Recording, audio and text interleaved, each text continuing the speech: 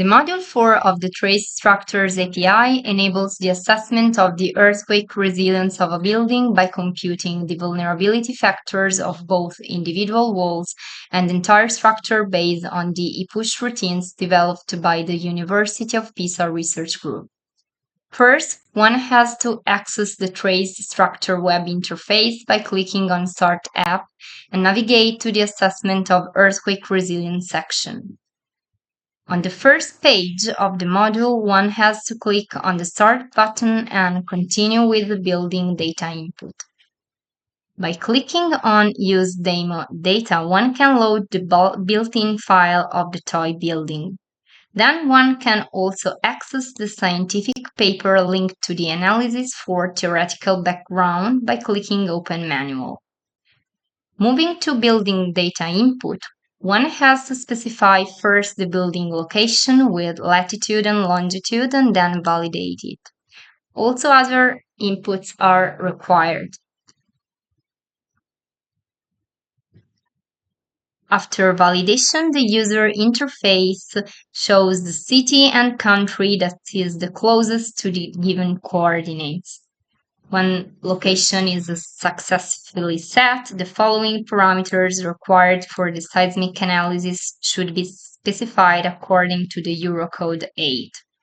Soil category from A for hard rock to E, very soft soil. Then nominal life, namely the intended design service life expressed in years. Then topographic category from T1 for flat terrain to T4 for upper half of a ridge. Then importance class from class 1, low importance, agricultural or temporary building, to class 4, essential facilities and structures of vital importance for civil protection. As can be seen, the user specification of parameters defined in the Eurocode 8, such as soil category, nominal life, topographic category, and importance class, is guided with relevant information provided in the web module. Finally, one has to upload the Excel file containing the data needed to create the structural model and then run the analysis. The format of Excel table should follow the specifications appearing when one hovers over the blue info button. The next step is related to the building validation and visualization, which allows one to check the model generated according to wall properties provided in the table. Both layouts and 3D model can be visualized.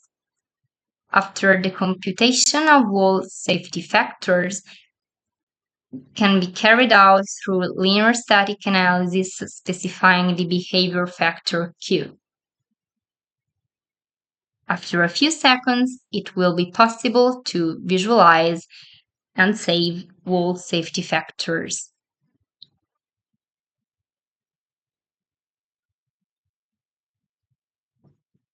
Results are plotted for each floor and earthquake direction, and the building layout highlights walls characterized by safety index lower than 1 for each failure criteria, shear bending in plane and out of plane.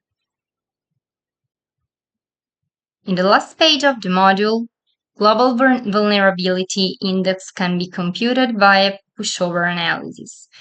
One has to specify the option for wall verification, referred to as check type, and then one can choose between a drift or ductility check for the calculation of ultimate displacement.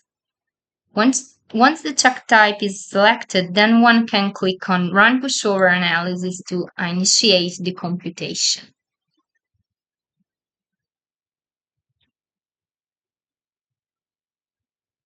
After a brief processing time, results will be displayed in a summary table. This includes the peak ground acceleration at building capacity, then the corresponding return period and the computed seismic safety index. In addition to the numerical outputs, the interface allows one to visualize the results in the acceleration, displacement, response spectrum plane, and it displays the locations of structural failures by highlighting the collapsed walls at the end of the nonlinear analysis. Finally, a seismic safety report collecting all the building data input and the assessment results can be saved by clicking on the Save Report button.